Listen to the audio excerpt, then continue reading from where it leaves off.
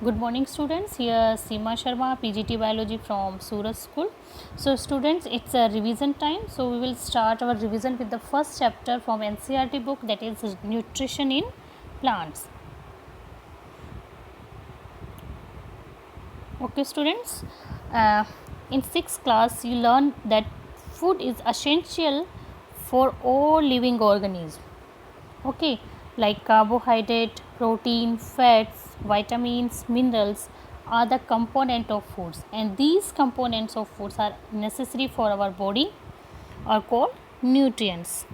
That means protein, fat, vitamins, mineral, carbohydrates are known as nutrients.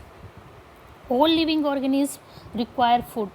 सभी living organism को food की requirement होती है for their daily life processes.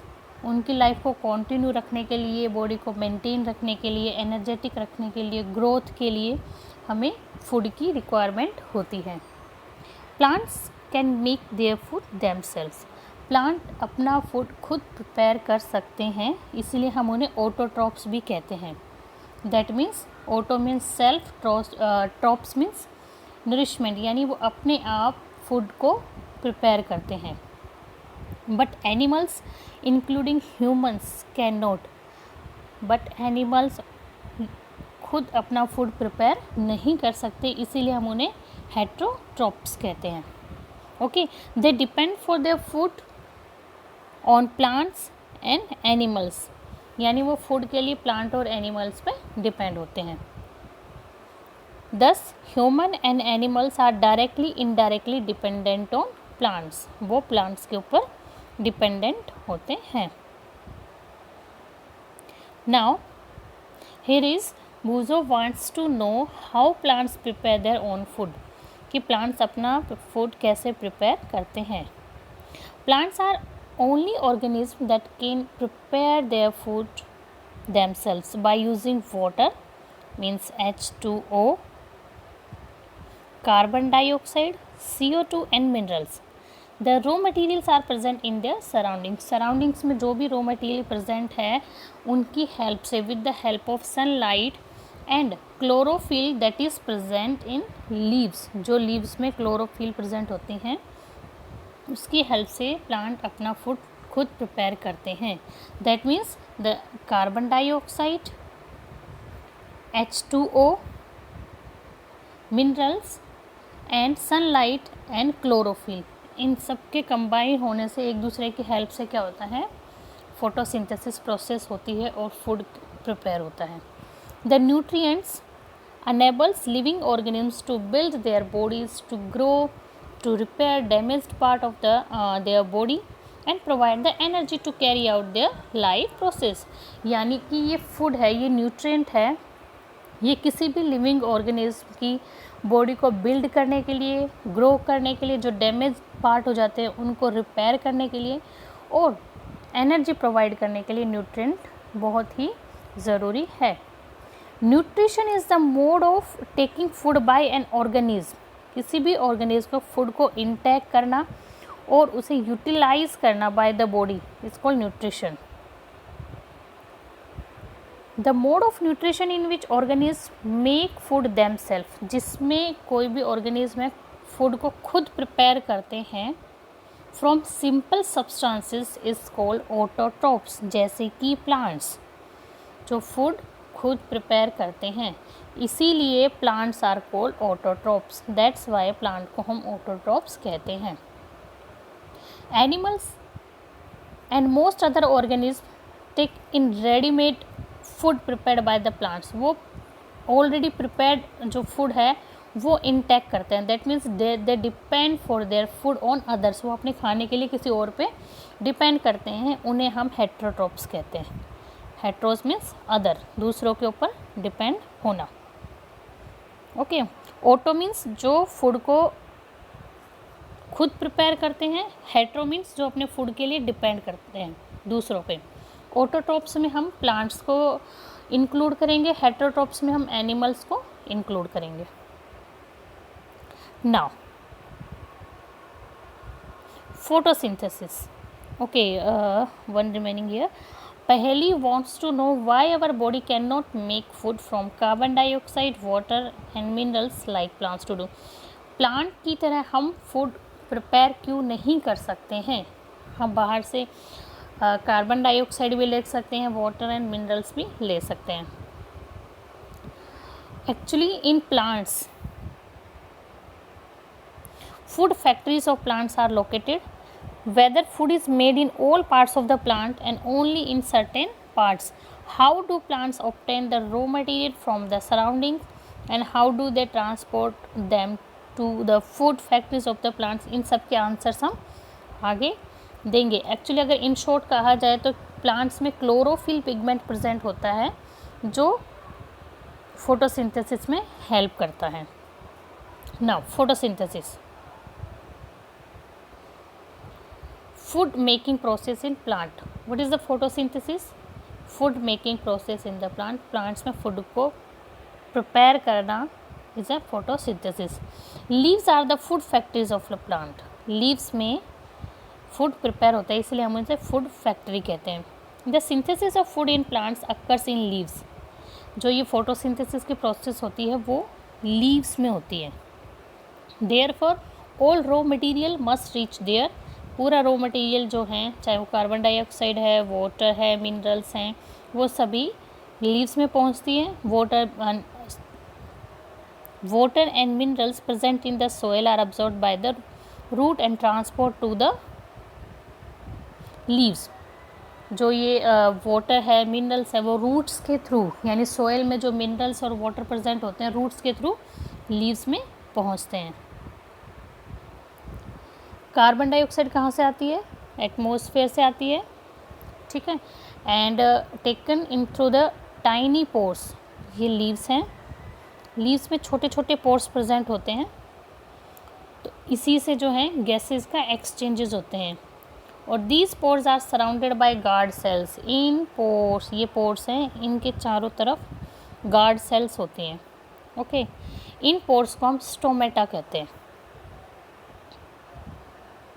Now, water and minerals are transported to the leaves by the vessels which run like pipes through the roots. See, like we know that plants में water को transport करने के लिए, water और minerals को transport करने के लिए हमारे पास जाइलम टिश्यूज़ होते हैं और फूड को ट्रांसपोर्ट करने के लिए फ्लोएम टिश्यूज़ प्रेजेंट होते हैं. ओके, सो हियर इज़, ये एक वेसल्स लाइक स्ट्रक्चर्स होता है, ऐसे एक दूसरे से कनेक्टेड होते हैं और वाटर और मिनरल्स को लीव्स तक पहुंचाने का काम करते हैं. Water and minerals are transported to the leaves by the vessels. कौन सी वेसल्स? जाइलम में जो वेसल्स प्रेजेंट होती हैं उनके थ्रू. Which run like pipe through the roots. Roots से होते हुए वो लीव्स तक जाती हैं. रूट्स पहले फर्स्टली रूट्स के थ्रू ऑब्जर्व होगी, देन स्टेम में जाएगी, ब्रांचेस में जाएगी और लीव्स तक ये मटेरियल जो है पहुंचा दिया जाता है. दे फॉर्म कॉन्टीन्यूस पाथ और passage for the nutrient to reach the leaf and you learn about transport of material in plants. Like इसमें हम देखेंगे कि कैसे xylem is responsible to transport the water and minerals from roots to the leaves. और जब leaves में food prepare हो जाता है तो वहाँ से फ्लोएम की हेल्प से ये जो फूड है, ये और जो पार्ट है प्लांट के, जो अदर पार्ट्स होते हैं, वहाँ तक ये फूड पहुँचता है. The leaves have a green pigment is called chlorophyll. It's a very very very important pigment, क्योंकि अगर क्लोरोफिल प्लांट में प्रेजेंट नहीं होगा तो फोटोसिंथेसिस होगा ही नहीं. It helps leaves to capture the energy of the sunlight. ये क्लोरोफिल होता है, ये सनलाइट की जो एनर्जी होता है, जो सनलाइट होता है, उसको कैप्चर कर लेता है और यही इसी एनर्जी से it is use to synthesize food from the carbon dioxide और वाटर. यानी एक हमने सनलाइट है जो एनर्जी है, जो क्लोरोफिल ने सनलाइट से एनर्जी कैप्चर की है, अब्जॉर्ब करी है. Very first this, then second carbon dioxide, third water. इनकी हेल्प से लीफ में फूड सिंथेसिस होता है, फूड प्रिपेयर होता है. So the synthesis of food occur in the presence of sunlight is called photosynthesis. Food का प्रिपेयर होना in the presence of sunlight is called photosynthesis. Photo means light, synthesis यानी to combine to prepare. Food का बनना photosynthesis कहलाता है. So what we find out that chlorophyll, sunlight, carbon dioxide, water are necessary to carry out the process of photosynthesis. photosynthesis के लिए हमें क्या क्या रॉ मटेरियल चाहिए? Sunlight, carbon dioxide, water and sunlight, carbon dioxide, water and very important is chlorophyll. It is a unique and very unique process on earth because ये सिर्फ plants में हो रही है, animals में ये नहीं होती है. अगर animals में ये process होती है तो very obvious वो भी autotrophs होते. आपने अभी हमने डिस्कस किया कि सनलाइट से जो है क्लोरोफिल एनर्जी अब्जॉर्ब करता है. तो solar energy is the captured by the leaves and stored in the plant in the form of food. यानी सोलर एनर्जी भी क्या होती है? लीफ में स्टोर होती है. Thus the sun is the ultimate source of energy for all living organism. यानी main source है एनर्जी का सन, क्योंकि सन लीव्स में स्टोर होता है, क्योंकि सन की लाइट की हेल्प से ही फोटोसिंथेसिस प्रोसेस होती है. देन जो फूड प्लांट्स में प्रिपेयर होता है वो एनिमल्स उसको यूटिलाइज करते हैं. तो अल्टीमेट सोर्स ऑफ एनर्जी क्या हो गया? सन.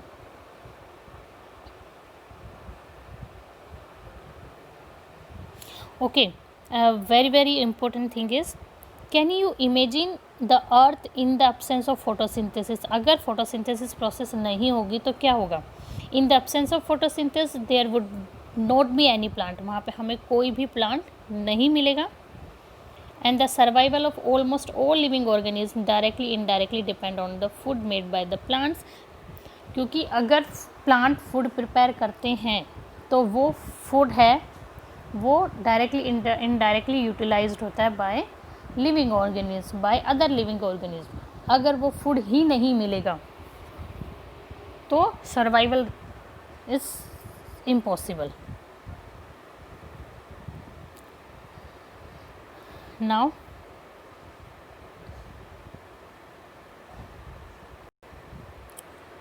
Answer is here. अगर फोटोसिंथेसिस प्रोसेस नहीं होगी तो क्या होगा? In the absence of photosynthesis life would be impossible on earth. Earth पे लाइफ ही नहीं होगी. During photosynthesis chlorophyll containing cells of leaves in the presence of sunlight use carbon dioxide, water to synthesize carbohydrate. The process can be represented as equation. जो अभी हमने बात करी थी कि फोटोसिंथेसिस में हम क्लोरोफिल यूज़ करेंगे, हम सनलाइट यूज़ करेंगे, कार्बन डाइऑक्साइड और वाटर यूज़ करके हम फोटोसिंथेसिस प्रोसेस अक्कर होगी. फोटोसिंथेसिस प्रोसेस होगी तो फूड प्रिपेयर होगा इन लीव्स में. ये शो किया हुआ है. This is the leaf.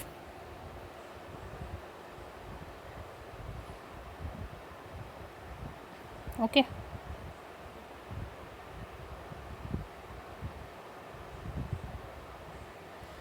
This is the leaf. And हमने डिस्कस किया था कि लीफ की सरफेस पे स्टोमेटा प्रेजेंट होते हैं. This is the stomata. Stomata means spores, जहाँ से गैसेस का एक्सचेंजेस हो रहा था, जहाँ से वाटर वेपर बन के इवापोरेट होता है. और इसके कॉर्नर्स पे क्या थी? गार्ड सेल्स थी जो स्टोमेटा को बंद होने में, ओपन और क्लोजिंग होने में हेल्प करती हैं. एंड स्टोमेटा में हमने कहा था कि क्या प्रेजेंट होते हैं? क्लोरोफिल प्रेजेंट होते हैं. ये क्लोरोफिल है, यू कैन सी, जिसकी हेल्प से फोटोसिंथेसिस होती है. अगर क्लोरोफिल ही नहीं होगा तो फोटोसिंथेसिस प्रोसेस होगी ही नहीं.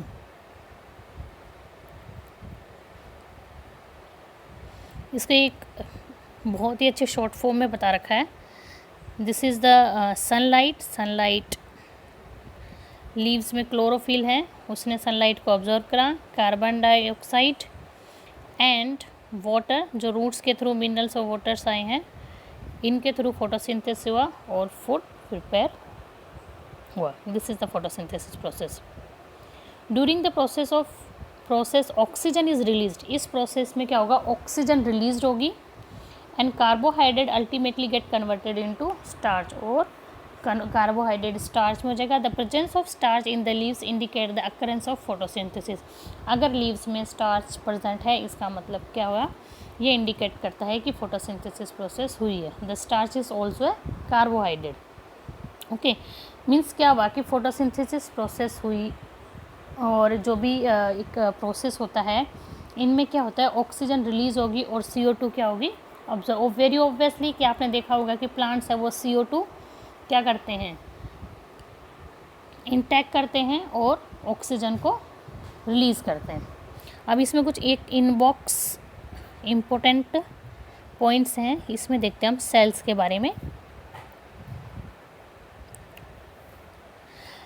हम आई थिंक पहले डिस्कस कर चुके हैं कि cells, all bodies of the living organism are made up of tiny units called cells. जैसे कोई बिल्डिंग होता है, बिल्डिंग में सबसे छोटी जो बिल्डिंग होती है वो किससे बनी होती है, ईंटों से मिलके बनी होती है. तो वैसे ही हमारी बॉडी भी सेल से मिलके बनी होती है. एक सेल का स्ट्रक्चर काइंड ऑफ ऐसे होता है, कंपार्टमेंट लाइक स्ट्रक्चर्स होता है. ओके, इस टाइप से इसको माइक्रोस्कोप से देख सकते हैं. Right, the cell is enclosed by the thin outer boundaries called cell membrane. मान लो कि एक ये सेल का स्ट्रक्चर दिया है मैंने. ओके, ये जो आउटर कवरिंग है इसको हम कहेंगे सेल मेम्ब्रेन. और सेंटर में इसमें न्यूक्लियस प्रेजेंट होता है, दैट इज न्यूक्लियस. और इसमें एक जेली लाइक स्ट्रक्चर प्रेजेंट होता है जिसे हम बोलते हैं साइटोप्लाज्म. कोई भी सेल है उसकी ये आउटर कवरिंग सेल मेम्ब्रेन है, इसके अंदर ये जो लिक्विड जेली लाइक स्ट्रक्चर होता है दैट इज साइटोप्लाज्म. और सेंटर में न्यूक्लियस प्रेजेंट होता है, that is nucleus. Cell membrane, cytoplasm and nucleus, this is the cell. Okay students, thank you so much and have a nice day and do your work.